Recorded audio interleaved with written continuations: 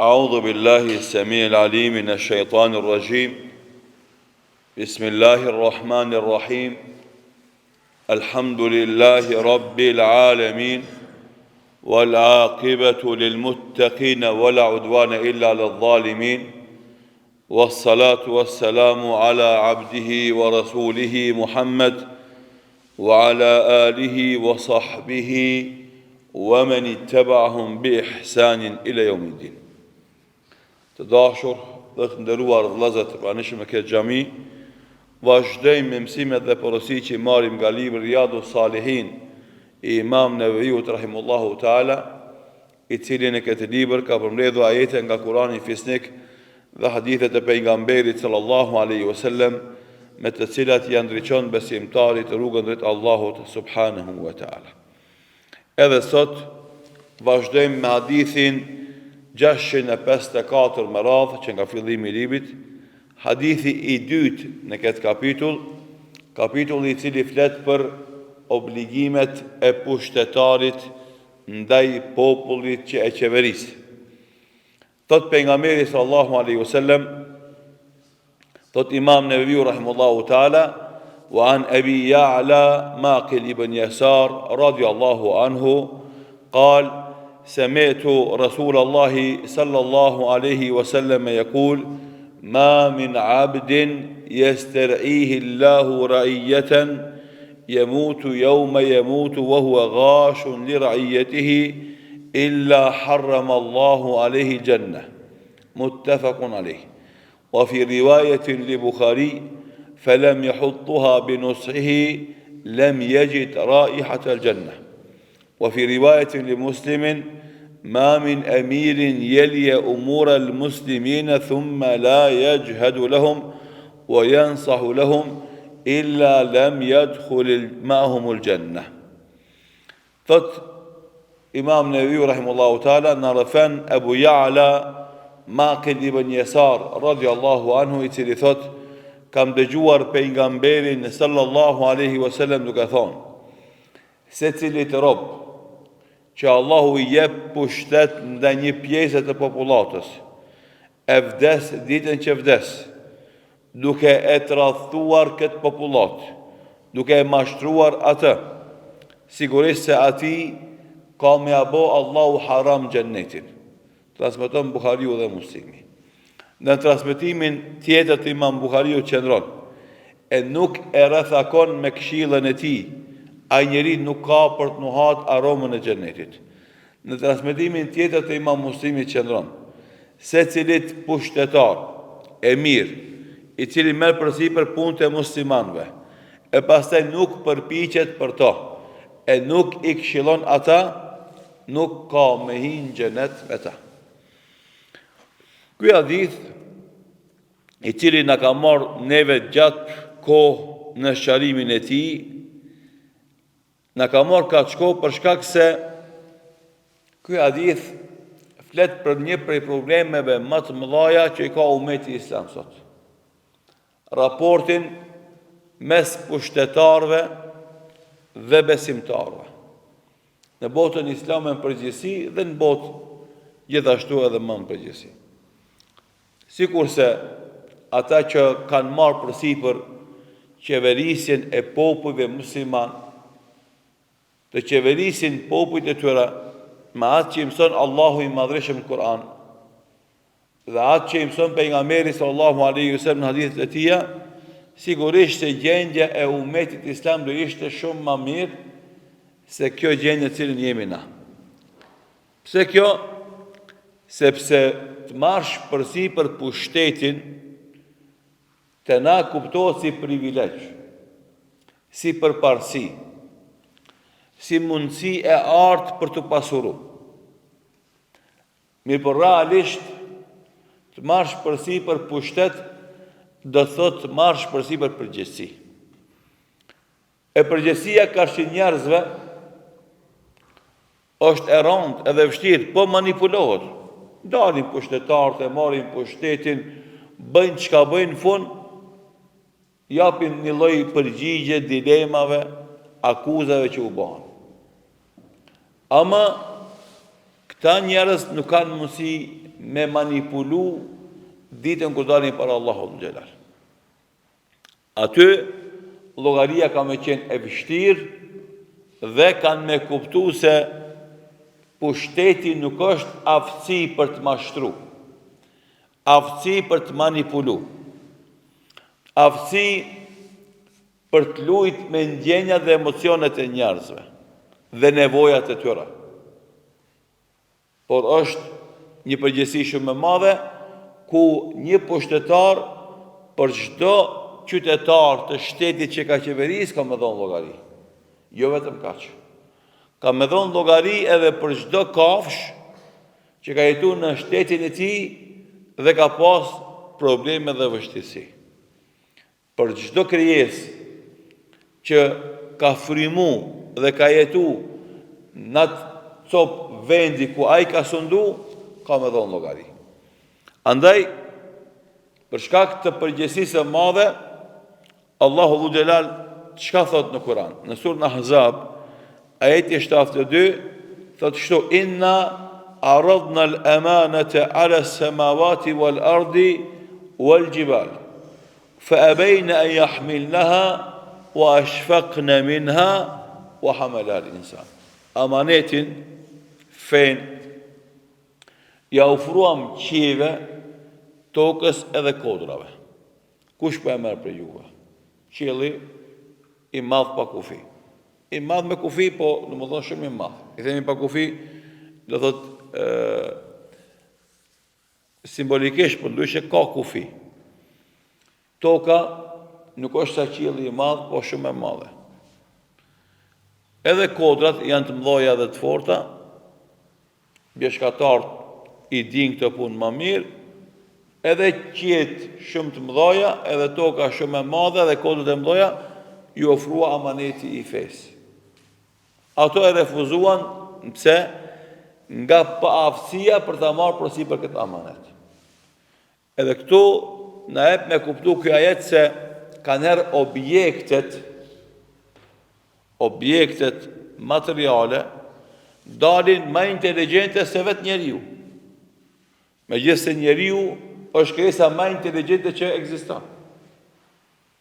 Por momentet caktume nuk din mi bo hesapet mirë, nuk din mi bo llogaritjet mirë. Dhe thot se e bejnë e jahmilna, ato refuzuan ta marrin këtë amanet, wa ashfaqna minha, pse? Sepse kishin, do thot, kujdes nga paaftësia për ta çuar vend këtë amanet, këtë përgjegjësi. Wa hamalaha al-insan. E mori përsipër njeriu. Pastaj vazhdon Allahu dhe thotë: Innahu kana zaluman jahula. Pse e bëni këtë punë? Se ishte zullumqar i madh dhe ignorant i madh. E tani nëse don me majt këtë amanet si duhet këto dy veti negative me shndruan në veti pozitive. Çka i duhet njeriu për me marr amanetin dhe me çuar në vend? Karshi zullumit çka është? Përballë zullumit çka është? Drejtësia. E përballë ignorancës, dituria. Andaj një njeri, edhe një xhamat, edhe një shoqëri, edhe një popull, i cili nuk e kupton se pa instalu në vetveten e tij këto dy karakteristikat të jashtëzakonshme, shumë të rëndësishme, diturinë edhe drejtësinë, nuk ka mundësi me ecë përpara. Edhe unë, edhe ti, edhe na, nëse nuk e kuptojmë se çdo ditë ne duhet me updateu vetveten, me e mbindërtu vetveten me informata të reja mbi fenë Allahu Dhu Xhelal, po edhe mbi jetën. Dhe të gjitha momentet kur na duhet me gjyku, duhet me insistu në drejtësi, nuk ka mundësi na me ecë përpara. As unë si hoqë, as ti si xhamat, individ, as na si xhamat, bashkësi e xhamis, as na si xhamat, bashkësi më e madhe komunitare, as na si shoqëri, as na si popull, as na si ummet. Pra pa dituri dhe pa drejtësi, s'ka mundësi me ecë përpara askush. Ulemat, kur e shohin hadithin e pejgamberit sallallahu alaihi wasallam, se pejgamberi sallallahu alaihi wasallam ka ndalu nga një lloj e qethjes që quhet kaza. Cila është e lloj e qethjes? Kanë thonë, nalt kryet me lom me flok, e anësh me rujt. Pse ka ndalu pejgamberi sallallahu alaihi wasallam?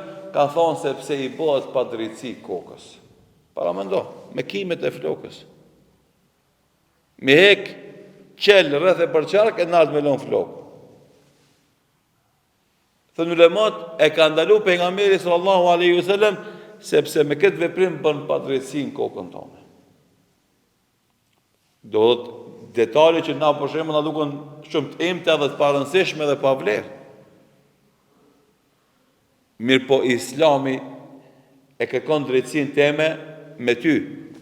E kërkon drejtësinë teme në familjen teme. E kërkon drejtësinë teme në lagjen teme. Drejtësinë teme ndaj secilit. E don apo nuk e don? Ndaj teje edhe ndaj vetvetes. Edhe atëherë ka mundësi me ecë mbar një shoqëri. Në anën tjetër, Allahu Dhu Xhelal u tërheq vërejtjen besimtarëve nga tradhtia. Çka është tradhti? E merr përsipër një amanet e nuk e çon vend. E merr përsipër një përgjegjësi e nuk e realizon. O tradhti. E merr përsipër me kon imam, më një xhami, edhe si e i rregullt. Është tradhtia amaneti. Normalisht ka momentet e arsyetimit, për shembull, je i smund, je në rrugë. Ama ato kanë kufi arsyetimit. Ti me marë përsipër amanetin e mamllokut edhe mos me dal një javë, 2 javë, 3 javë, 5 javë, një muj, 5 muj, një vjet, është tradhtia amanetit. Nuk ja shef hajrin jetës tone. Tradhtia amanetit është, do thot edhe tim punën tonë. E ke marrë një orar të punës, se len gati. Ke marrë detyra të caktume, si kryn.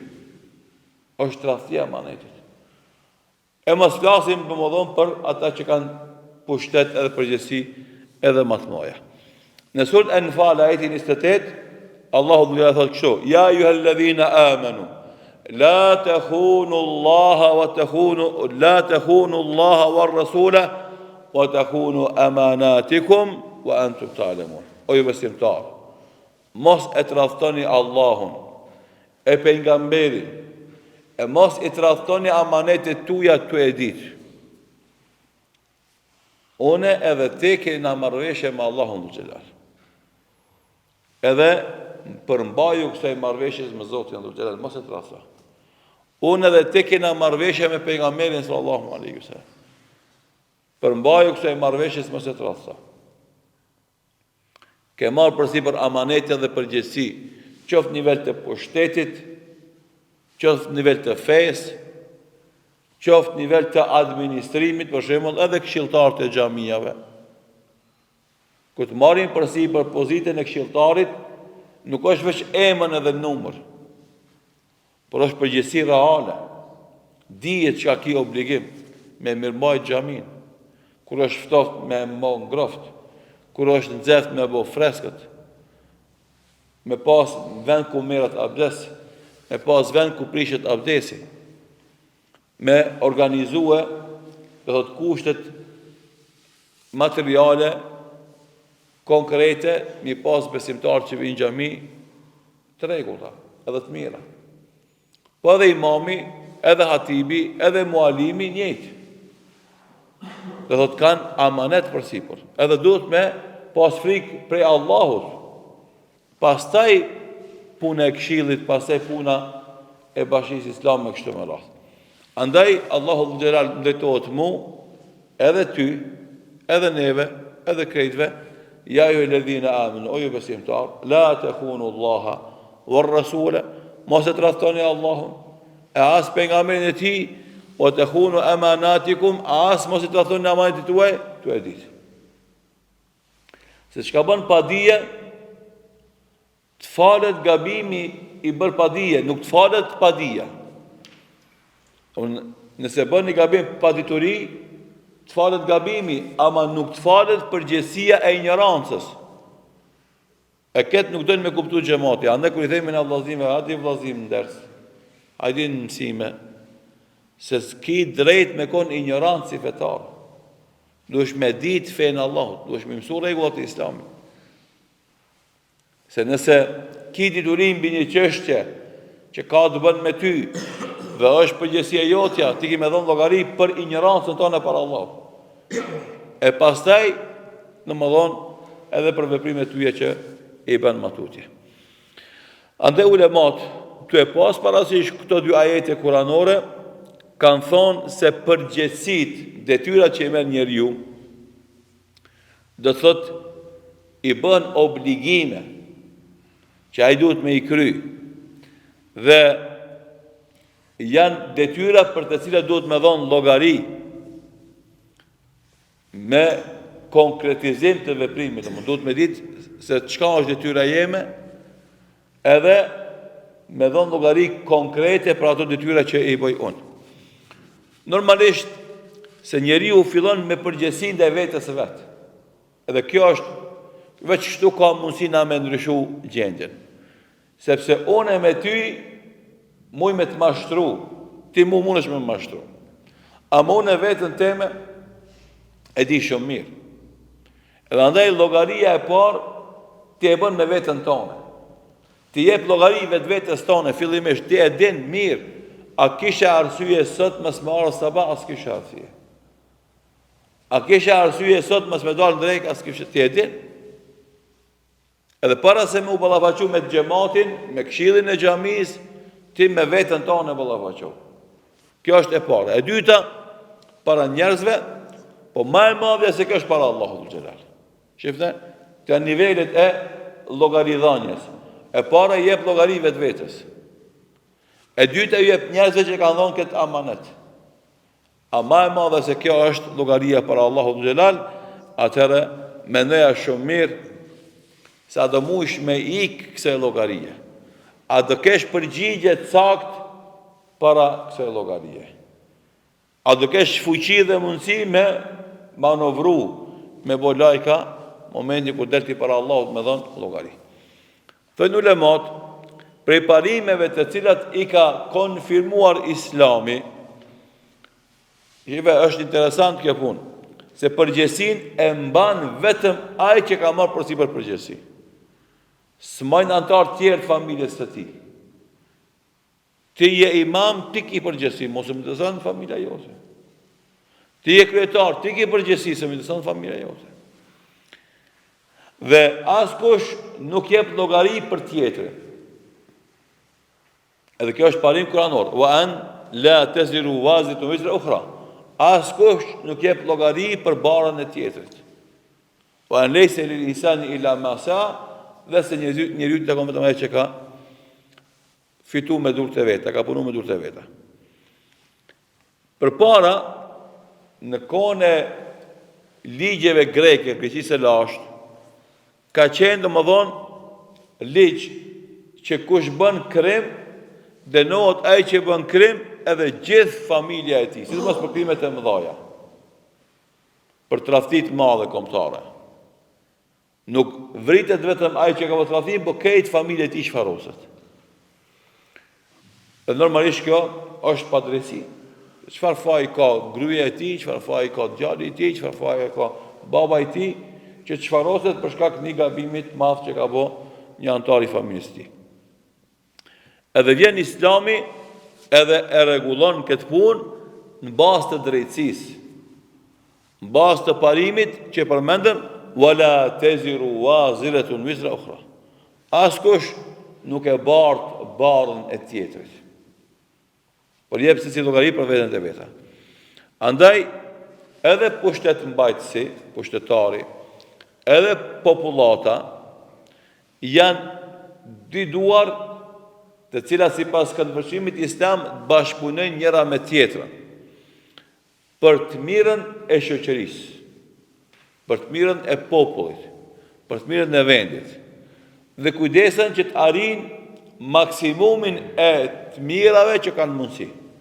Do të ai që e merr pushtetin nuk shikon që t'i siguron të mira vetëm vetvetes, por mundohet ta shfrytëzon këtë kapacitetin e pushtetit që t'ja leton jetën qytetarit. Po edhe qytetarët, momentin që vjen një kryetar i tillë, të gjithë ata vendosen në funksion dhe shërbim të pushtetarit që të krejt kënë jetë më të mirë. E para, e dyta, krejt të veprojnë për siguri, për të garantuar siguri për jetën e njerëzve, siguri për nderin e tyre, siguri për pasurinë e tyre. E shifë tash gjendja këtu te na që po ndodh. Pushteti i padrejt, pushteti që zbrengoset për popullin e vet, nuk garanton siguri për askënd.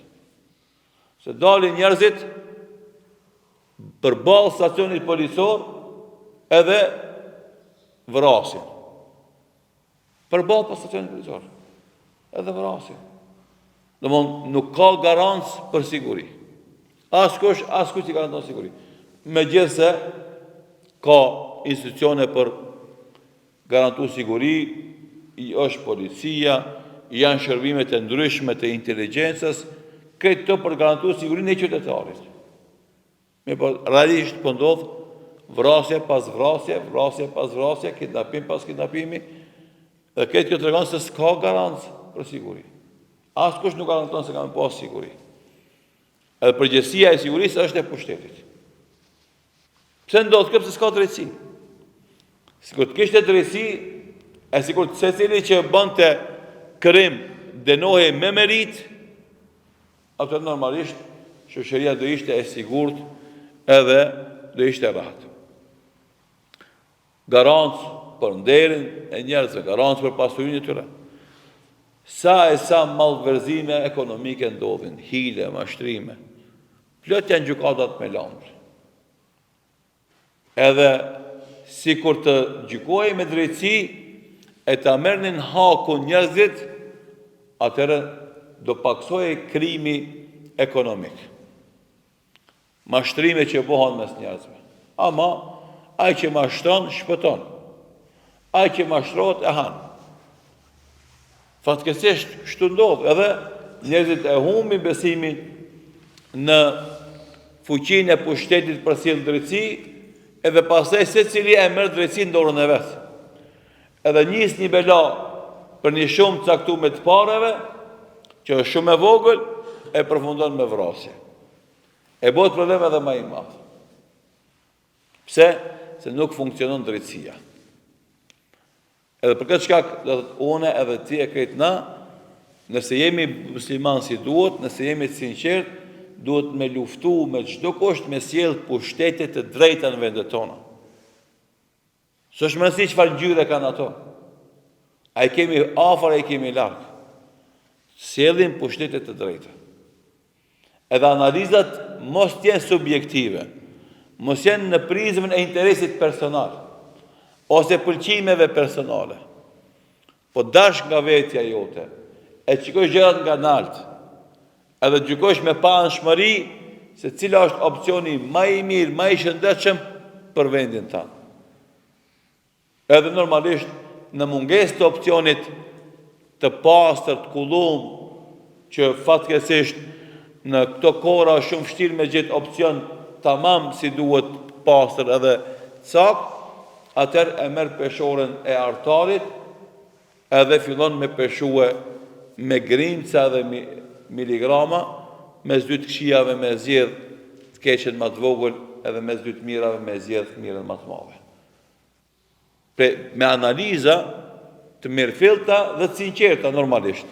Megjithëse në këtë tema ka debate, pro e të kontra, edhe vlerësime, po andaj unë them, hiqu subjektivitetit tanë, hiqu analizës personale, përfitimit personal, dil nga vetja jote, dil nga interesi jot, shifi gjërat në interesin e përgjithshëm që është më e mira edhe më e dobishme, ashtu kina me ndihmu me paksu të keqen dhe me shtu të mirën dhe dal nga dal me përgatit kuadro për me ardhë me pas një qeverisje të drejtë insha Allahu Teala. Andaj pushtetari dhe populli, ata mundohen secili të kryjnë detyrat e veta dhe përgjegjësitë e veta, duke ndihmuar sinqerisht njëri tjetrin, kretë kjo që ummeti islam, populli i një vendit, populli musliman të ketë sukses dhe të arrijë qëllimet e veta. Kjo është prej mësimeve dhe porosive që del nga ky hadith, në cilën mësim dhe porosi kemi ndarë në 4-5 mezhlise më tepër, dhe inshallah taala ja kemi dhënë hakun në shërimin e tij. Prej mësimeve dhe porosive që dalin është, do të thotë, kujdesi i pushtetarit ndaj popullit, duke i dhënë këshilla të sinqerta. Në këndvështrimin islam, pushtetari me popullin e tij duhet më sjell si prindi me fëmijën e tij. Jo me ushtru pushtet edhe dhunë edhe dominancë, por me tregu dashuri, breng dhe dhemshuri, gajle me pas. Edhe andaj me sinqeritet më të madh me e këshillu, me i dhonë këshilla dhe porosi. Pra çka feja islame i thret të gjithë individët, qytetarët, antarët e një shoqërie, që të këshillohen mes vete, që të jenë gatshëm të japin këshillat e veta dhe konsultat e veta njëri tjetrit, sidomos kur dikush kërkon ndonjë konsult për teje. Edhe ky fakt del shumë mirë qartë në këtë hadith, ku tha pejgamberi sallallahu alaihi wasallam, e nuk e rrafakon popullin e tij me këshillat e veta. Kryetari do të mja pas gajle 24/7 popullit vet. Edhe duhet vazhdimisht atë popull që ai e qeveris me këshillu, me këshillat e veta. Me ofru më të mirën të mundshme. Edhe me mbrojt nga rreziku që i kanosit atij. Në transmetimin e dytë edhe andaj Imam Neveviu rahimahullahu taala i ka sjell këto transmetimet e dytën dhe tretën, sikurse e kemi lexuar vazhdimisht, për me i përmend këto detaje. Në transmetimin e dytë ishte e nuk e rrethakon me këshillën e vet. Transmetimi i tretë ishte nuk përpiqet për to dhe nuk i këshillon ata.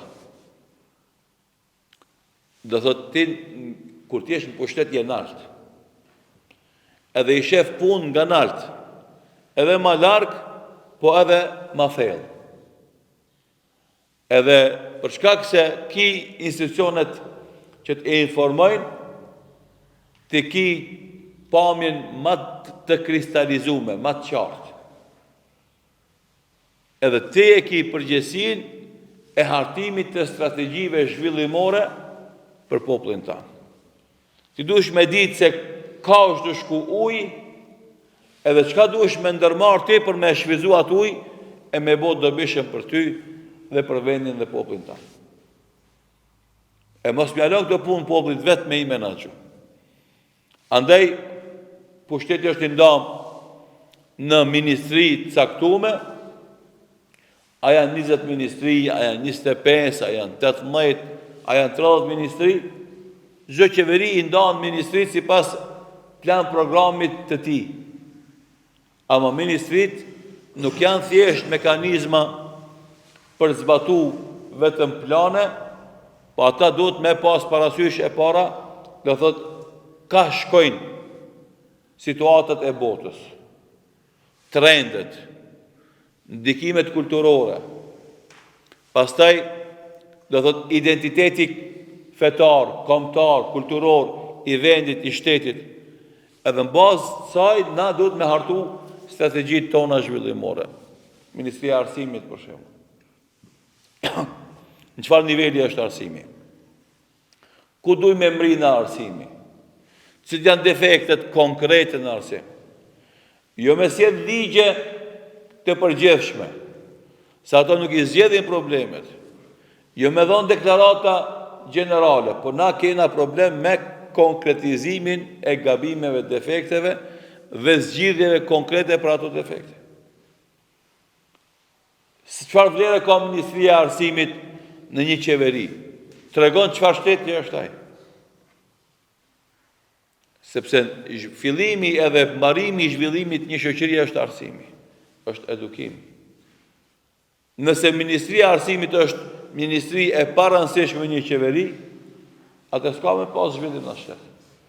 Nëse lufta bëhet për Ministrinë e Punëve të Brendshme, apo për punëve të jashtme, apo e mbrojtjes, apo e financave, që quhen ministrit sovrane, sovranitetit, kjo është për identitetin e shtetit, mirë po, nëse duam në zhvillim normal dhe serioz, Ministria e Arsimit është ministria më e rëndësishme.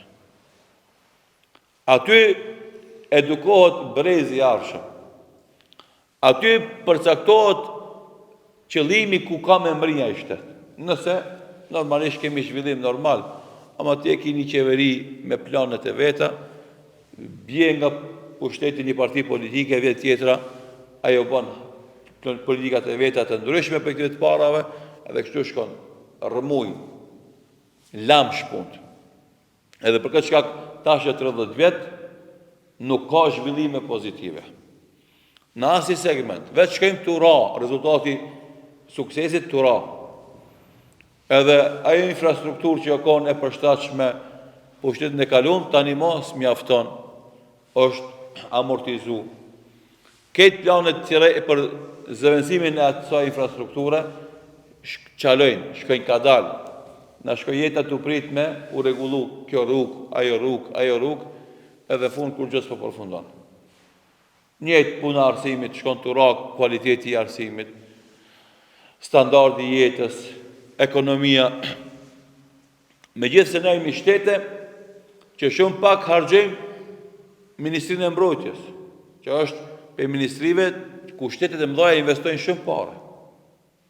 Lexosha djen konfliktin mes Indis edhe Pakistanit, është ky konflikt I ri, do thot dallimi 750 miliard buxhet ushtria e Indis me 7 miliard buxhet ushtria e Pakistanit.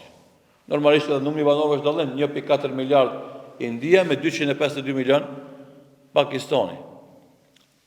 2000 aeroplana ushtarak India me 200-300 aeroplana ushtarak Pakistani.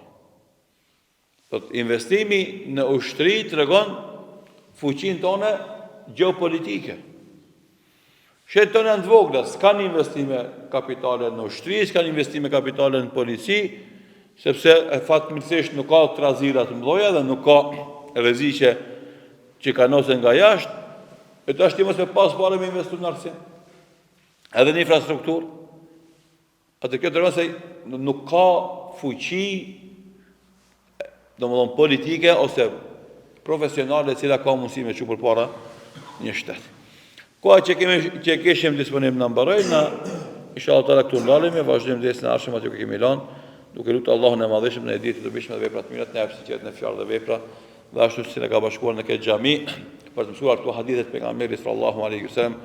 Allah I Madhëshëm na bashkoft me Muhammedin sallallahu alaihi wasallam jannatul firdaus, wallahu ta'ala a'lam. Wa sallallahu ala Muhammedin wa akhiru da'wana alhamdulillahi rabbil alamin.